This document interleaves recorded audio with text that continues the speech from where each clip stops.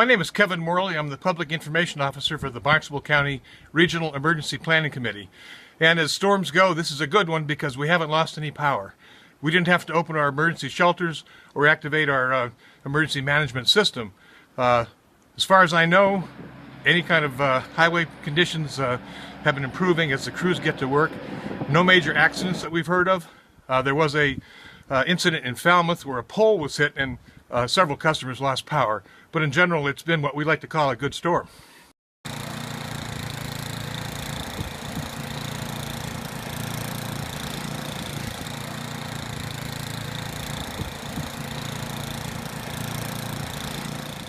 We were very lucky because we were on a low astronomical tide level for this go-around, unlike the storm right after New Year's. So there might be some minor erosion. We'll have to see after the storm passes to really get a good feel for that.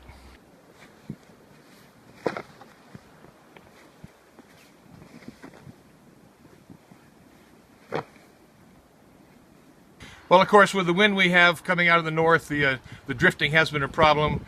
Localized whiteout conditions have kept the crews off the roads in some areas until they can actually see. But as the storm moves off today, we should see conditions improving quite rapidly.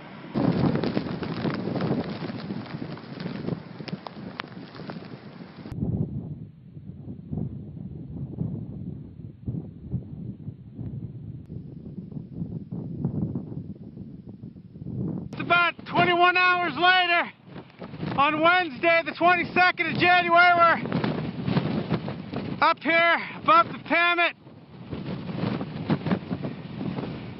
Now, if you were to give any advice to travelers or Cape Codders today for the rest of their day on the roads or at home, what would you tell them? Well, don't go on the roads and stay at home. It's brutally cold in Marston's Mills. Windy, about 8 inches of snow. Maybe 7 in some spots.